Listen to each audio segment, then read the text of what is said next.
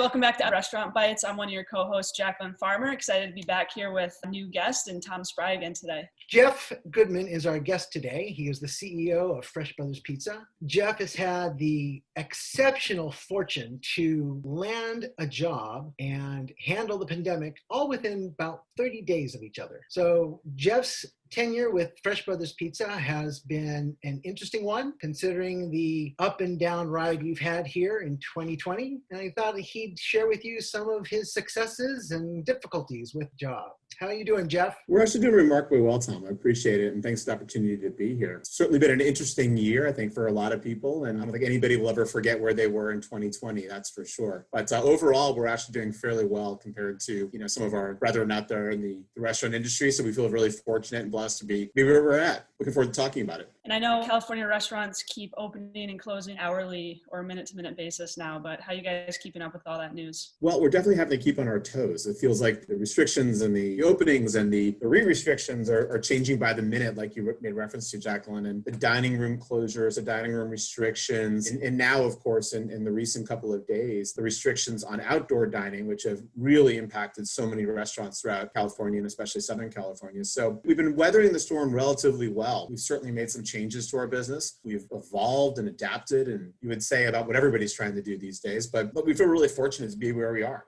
So Jeff, please share with me, where are you? We right now are actually at our office. We have 20 restaurants here in Southern California, plus a licensed location at LAX. Throughout the pandemic, I'll tell you, when things first hit in March, when the first stay-at-home order, we made some really quick pivots to our business and adjusted to provide safety and security and sanitation to our guests, our employees, but then to also protect jobs. Where we find ourselves today is still operating all of our restaurants. We haven't had to close any stores. We're in the fortunate position to not have had to lay anybody off or furlough employees or cut hours or anything along those lines. We've been really blessed. We've worked very hard, I would say. I think everybody on the Fresh Brothers team has worked really hard to ensure that safety and the security of our team is always paramount, but at the same time, to protect jobs by making sure that the business stays intact so we can keep people employed. And very happy to say that we find ourselves in a pretty good place, all things considered. We certainly wish it was different. We certainly wish that things were open and things were back to a sense of whatever normalcy was prior to COVID, but we're happy to say that we're surviving and doing relatively well. Are there any key decisions that you've made throughout this time that you accredit your continued success to?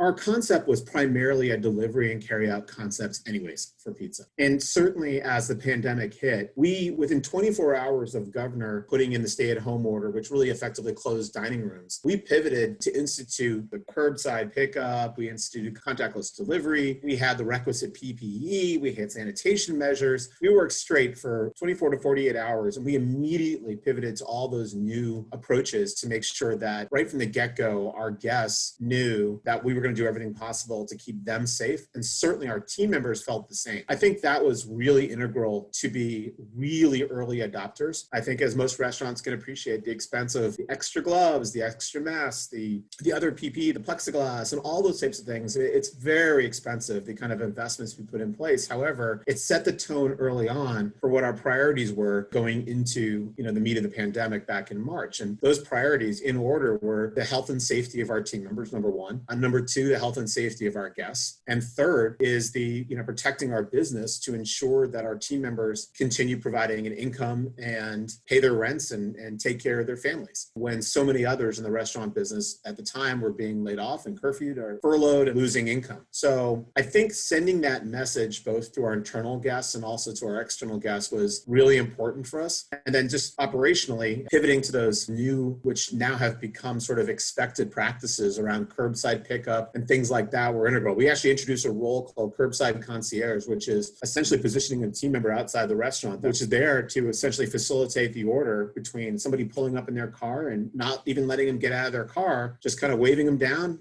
gloved and masked, and saying, "What's your name?" And we bring out their pizza to them. Never get out of their car. So we did some of those things, which I think engendered a lot of trust. And I think that's what we've seen during the pandemic is that the brands that pre-COVID had trust with their consumer and the ones that took advantage of that trust or leaned into that trust as COVID hit have done well and have sustained. At the end of the day, trust is sort of the new currency when it comes to choice. When money's tight, you spend your money places where you know you're going to get a great value. And trust is a part of that value, I think, especially now more than ever. So I think, Jacqueline, those are the kind of some of the things that we leaned into early on. It was never about profit. It was never about things like that. It was about those three priorities: team member, guest safety, and then preserving our business to ensure that we could keep our people employed.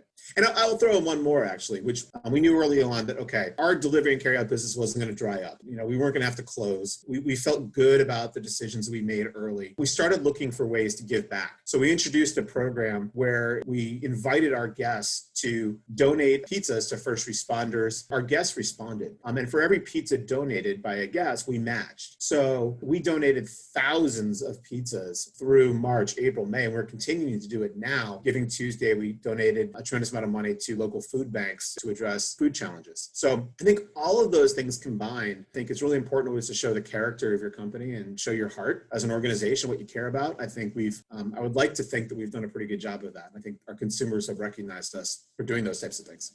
Two things. One, you're under the radar for these acts. So I'm glad we have a chance to talk about them. But more importantly, I find that a lot of the restaurants that are on the QSR side are now saying year over year, 2020 is greater than they had everything operating in 2019. Yeah.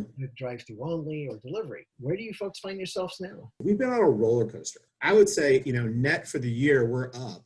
So same-store sales are nicely positive. So we're having from a sales standpoint, we've had a good year. I will say it hasn't been easy to get there. When COVID first hit, that certainly was a blow. There was about a 6-week period where things were a little bit more challenging. I mean, everybody was hit during that time, not just us. We were fortunate. Our sales never dropped significantly. They were always, single-digit comps. And then we had another round of challenge during the time of curfews, as curfews rolled through LA back a few months ago. So that was a challenging couple of weeks from a sales perspective. But other than that, we've enjoyed a fairly good sales year. The other side of the coin, the profitability side of things, it's certainly challenging there as well, as we've put a lot of money into making sure that our employees are in safe environments, the PPE and things along those lines. So there's a balance. Again, we're thrilled with the sales results. I think that's great. We've worked hard at it. We've made a lot of other changes to the way we market our business. And although we fly under the radar a little bit when some of those acts, it's a little bit intentional. I would like to think that the word of mouth for the goodwill that you do carries more weight than simply sending out a press release. I will say we have gotten a little bit of credit. We were fortunate to be on the Ryan Seacrest show at one point, getting some credit for our donations and things like that. So we've had some good influencer followers who have recognized us. Megan Trainor gave us a shout out at one point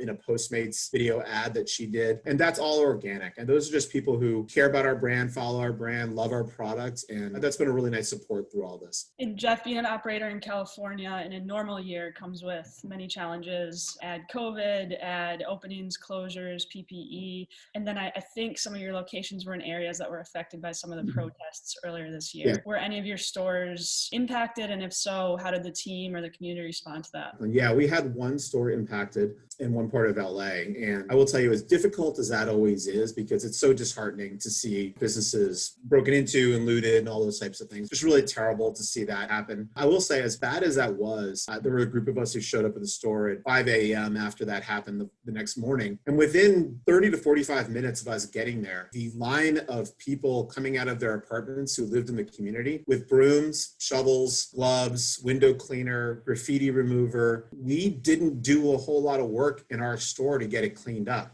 It was the community that came out and did it. I mean, as difficult as it was to see the store broken into, I'm not sure it wasn't even more special to see the reaction from the community as they came out and started scraping the graffiti off of our windows and cleaning up the broken glass and things along those lines. We were ready to reopen that same day. By about noon, we were ready to go. There were some local restrictions that prevented us from doing so for that day, but we were open the next day out right on time. But we had a blast. I hate to pull a positive out of a negative like that, but we had a great time in the community that day. We gave away hundreds of pizzas to hundreds and hundreds of people who were out there. Sometimes you got to take the silver lining out of things. It's always nice to see a community come together and say, this happened here, but we're not going to put up with it and we're going to clean it up. So it's a really kind of a cool thing, and which never happened in the first place, but at the same time, always nice to see that side of humanity as well. So what you're saying basically is you had the opportunity to serve a fresh slice of joy to a bunch of people who wanted to help you restart your business at that location. I will tell you, I was there all day long, and there are definitely a few moments in there that just bring a tear to your eye, seeing little kids out there with their parents, sweeping up glass and being taught a lesson. And that didn't get covered in the news. But those kind of stories weren't really portrayed. A lot of times it's the fires that were set or the businesses that broke it into that make the headlines. And I understand that. But there were some great human interest type stories that we saw that day. And it was really pretty special to see. I think pretty motivating. I think the number of people came up to us and said, we love you guys. We had people drive from other parts of town into the neighborhood that we were in to buy pizza because they saw us on the news that we were broken into. Us and a lot of other businesses, by the way. Up and down the street was just decimated. And we gave away, we weren't selling anything that day, but we gave pizzas to everybody. And,